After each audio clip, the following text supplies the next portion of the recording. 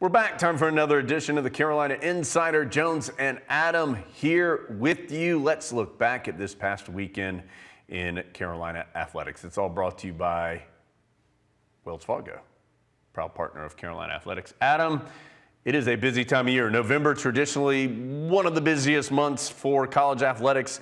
Fall sports starting to get to the end. A lot of Olympic sports moving to their championship phase. Of course, football in the final month, basketball and other winter sports getting started. Why don't we as well? Makes it more fun when the Tar Heels get a bunch of wins in all those sports.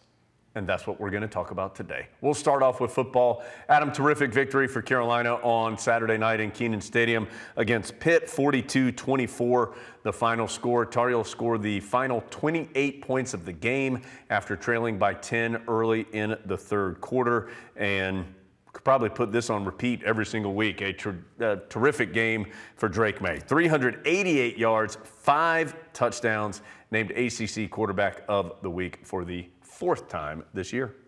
Drake May making a case for ACC Player of the Year as he just continues to put up incredible numbers, making all the throws against the Panthers. And it's not just in the ACC that he's putting up numbers. He's doing it nationally too, as he's among the national leaders or is the national leader in several big categories, including, as you see there, touchdowns responsible for and total yards per game, as he did it against Pitt, both through the air and on the ground. He was Carolina's leading rusher. And Carolina is so versatile right now in its offense. 10 different receivers or 10 different players caught a pass in this game. But Adam, no doubt the top two were Josh Downs and Antoine Green. Those two gentlemen combining for 21 receptions, 282 yards, and 4 touchdowns in this game. Antoine Green named the ACC Wide Receiver of the Week. He had career highs in both receptions and yards in this contest.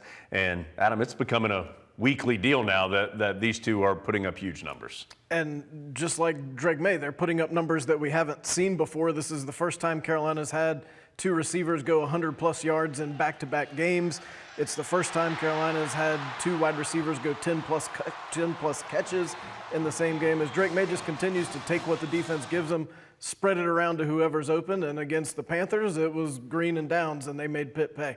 And just to clarify that first stat, so Green and Downs each had 100 yards against Duke. They each had 100 or more yards against Pitt. So first time that's ever happened that the same 2 receivers had 100-plus in back-to-back games. So Antoine Green, Josh Downs, among many Tar Heels that are playing well, particularly on that offensive side of the ball. Adam, one piece of bad news coming out of this game.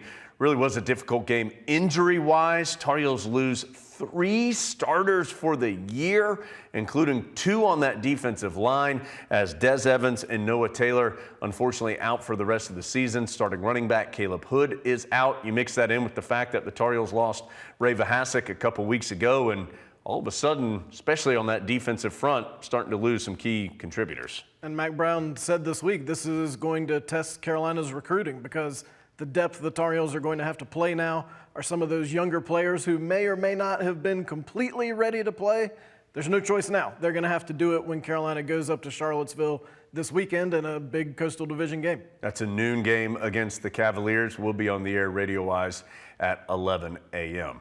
Of course, football not the only big event this past weekend. Tar Heel basketball got its season started. Exhibition win against Johnson C. Smith. And Adam, Carolina was heavily favored in this game, as it should be. Johnson C. Smith, a Division II team, but the Tar Heels were impressive. They dominated this game, 101-40, the final score. I think you got what you needed out of this exhibition game. All 13 players who played scored, so everybody goes home feeling pretty good. There were pseudo biscuits because it was an exhibition game. Not real biscuits, but you get in the practice of going to get your post-game biscuits.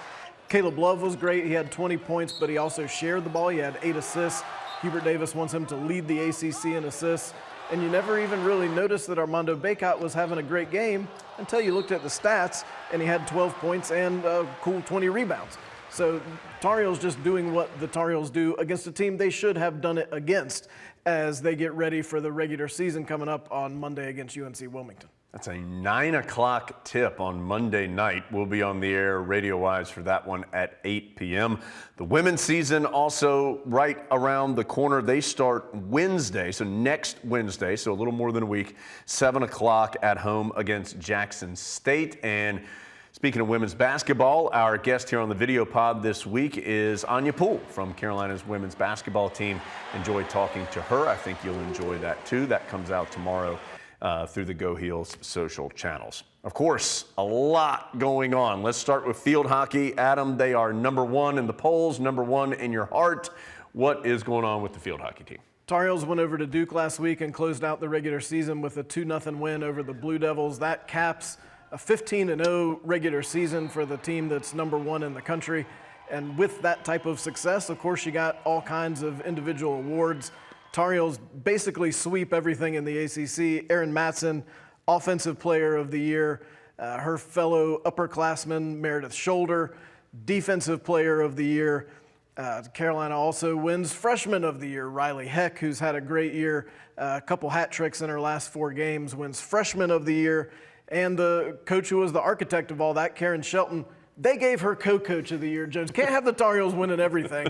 So Karen Shelton takes co-coach of the year. 5 Tar Heels are on first or second team All-ACC as the ACC tournament begins for Carolina tomorrow in Durham, with the Tar Heels needing to win 2 to win the ACC championship. The ACC tournament actually starts today. Carolina got the bye, doesn't start till tomorrow. The Tar Heels will play the winner of Boston College and Syracuse.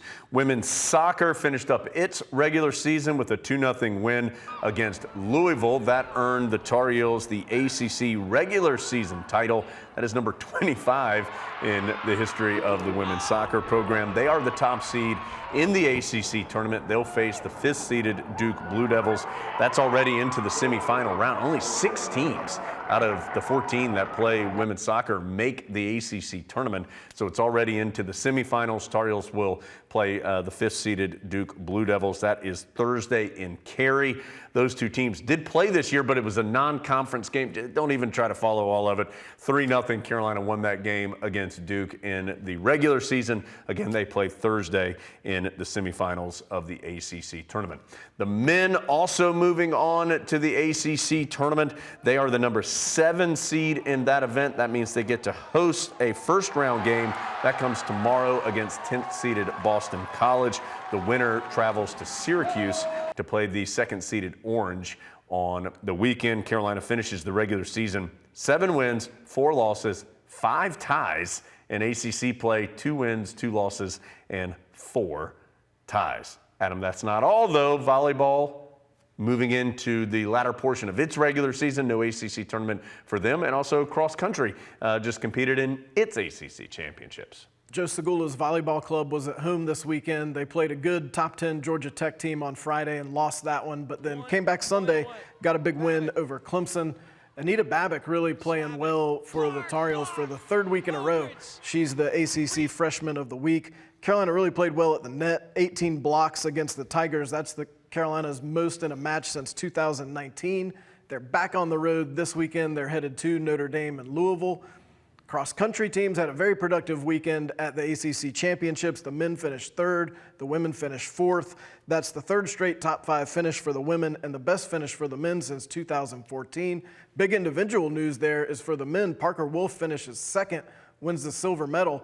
That's the best individual finish for the men's squad since 1997, wow, which I think of as being a couple years ago, but in reality was 25 years ago.